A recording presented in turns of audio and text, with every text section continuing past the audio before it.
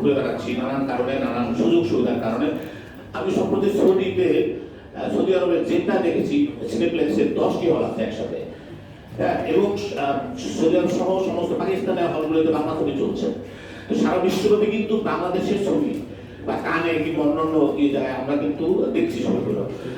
আমরা বাংলাদেশ চলচ্চিত্র সাংবাদিক সমিতি কিন্তু আগে পাকিস্তান চলচ্চিত্র সমিতি ছিল, সেখানে যারা ছিলেন আমি বরাবরই বলি সুযোগ পেলে যে সেখানে আহমেদ আহমদ চৌধুরী ছিল, সদর সাবুদ্দিন ছিল, আলমগীর কবির ছিলেন সাদাত চৌধুরী ছিলেন, ওবায়দুল হক, আজিজ বিশির ছিলেন, এবং গোলাম সারওয়ার ছিলেন, জাহাদ খান ছিলেন। আমরা বলেছি যে সেই যে সংগঠন সেটি শুধু চলচ্চিত্র সাংবাদিক সমিতি ছিল। পরবর্তীতে এটি রূপ নিয়েছে চলচ্চিত্র, টেলিভিশন মিডিয়া, প্রিন্ট মিডিয়া এবং ডিজিটাল মিডিয়া এবং সর্বশেষ OTT film media, OTT media. আমরা কিন্তু সবারই আমরা প্রতিনিধি এবং আমরা কোনো দল মত নির্বিশেষে বাতশ্বাস আমাদের সমস্ত পত্রিকায়, টেলিভিশনে, মাল্টিমিডিয়া জার্নালিস্ট, অনলাইন জার্নালিস্ট, মূল পত্রিকার জার্নালিস্ট এবং যারা ফিচার এডিটর সবাই কিন্তু আমাদের সাথে আছে, সাংবাদিক সমিতির সাথে আছে। এটি আমরা খুব গৌরব করি। আমি বর্তমান সময় বা ইতিমধ্যে কি ঘটে গেল এফডিসিতে সেই নিয়ে আমি কথা বলবো না, কারণ সেগুলো আমার নেতাদের কাছে শুনছি এবং ভবিষ্যতে এটা কি হবে সেটি আরো পরে আমরা জানবো।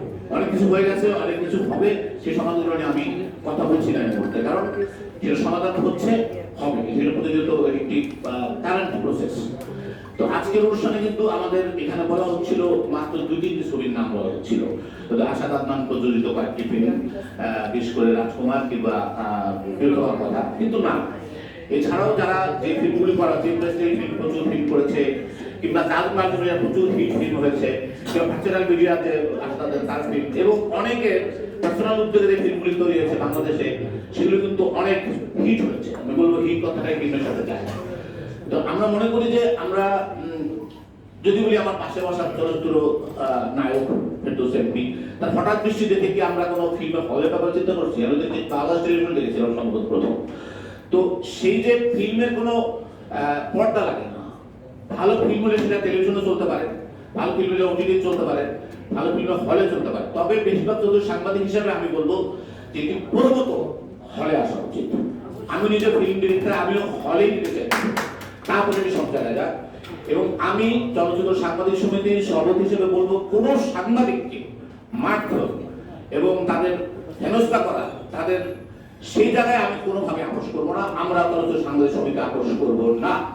আমরা সেখানে দেখতে চাই তাদের যথেষ্ট রকমের কি তারা যেন সেই অন্যায় থেকে রক্ষা না পায়, সেটি আমরা চলচ্চিত্র সংশ্লিষ্ট এই যে 18টি সংগঠনকে দাওয়াত দিয়েছি আমরা, এবং এককভাবে চলচ্চিত্র সাংবাদিক সমিতির লোক আছে, সাবেক সভাপতিরা ছিলেন, আমাদের এখন অভিভাবক আমাদের চলচ্চিত্র ফেরদৌস নায়ক ফেরদৌস এমপি আছেন। আমরা মনে করি তার মাধ্যমেও আমরা একটা জায়গায় বুঝতে পারি। আশা দাদা নির্বাচনে ছিল, একটু পরে আবার ঢুকবেন, তিনিও আমাদের একজন অভিভাবক, এবং আমাদের আরো অলিখিত অনেক অভিভাবক আছেন যাদের আমরা রেসপেক্ট করি। অবশ্যই আমাদের অভিভাবক ফরিদুল্লাহ সাগর, আমাদের এখন কিন্তু চ্যানেলের মালিকরাও ফিল্ম বানাচ্ছে এবং সেগুলি ভালো উপস্থাপন হচ্ছে। আমরা বলি মাছরাঙা ভালো ফিল্ম বানিয়েছে, RTV ভালো ফিল্ম বানিয়েছে, এটিএন বাংলাও অনেক চেষ্টা করছে, ইন্টারেস্টিং তো করছেই। সেক্ষেত্রে আমরা বলবো যে এখন যারা কাজ করছে তাদের আমরা সাধুবাদ জানাই, এবং যত ফিল্ম হবে, যত মানুষের কথা আমরা জানতে পারবো। আমাদের আসলে ফিল্মটা কিংবা অভিনয়টা এটি তো আমাদের নিজেদের জীবনেরই একটা অধ্যায়, সেটি আমরা তুলে ধরতে পারি চলচ্চিত্রের মাধ্যমে। এবং আমি শুধু বলবো, বাংলাদেশের চলচ্চিত্র সাংবাদিকতা আমরা আজকের অনুষ্ঠানটা করেছি, সেটি আসলে সবাই আমরা জানাতে চাই রাষ্ট্রকে এবং বিশ্ব বাঙালিকে, সৃজনশীল দর্শকদের, যে আমরা কিছু করতে চাই, আমরা কিছু লিখতে চাই, আমরা কিছু ভালো সিনেমা দেখতে চাই। এবং আজকের আলোচনায় কি আসলে সেটা আপনারা জানেন, এবং পত্রিকায় লেখা হবে, টেলিভিশনগুলো দেখানো হবে। আমি সাংবাদিকদের ভাইদের আমাদের ভাই বোনরা আপনারা রিকোয়েস্ট করবো, পজিটিভ ধারণাগুলো লিখবেন, পজিটিভ ধারণাগুলো তুলে ধরবেন। আমাদের মধ্যে অনেক কিছুই নেগেটিভ কথা আসছে, সেগুলো থাকতে পারে, কিন্তু আমরা চাই যে সুস্থ সুন্দর বিনোদনের মাধ্যমে, এবং সেটি আমাদের সৃজনশীল দর্শকরা যেন উপভোগ করে। সবাইকে ধন্যবাদ। আমার ওইভাবে পরিচয় নেই, কিন্তু আমি তার কথা প্রচুর শুনছি। আশাদ আদনান ভাই আপনার উপরে অনেক ভরসা করছে চলচ্চিত্র অঙ্গন, এবং আমরা যারা আছি আসেন সবাই মিলে পরিবারটা তৈরি করি, আগে পরিবারটা ঠিক করি। অভিযোগ না, কেউ কারো বিরুদ্ধে অভিযোগ করবেন না, আগে পরিবারটা ঠিক করেন। চলচ্চিত্র পরিবার যদি ঠিক হয় তাহলে আমাদের স্বপ্নটা বাস্তবায়ন হবে।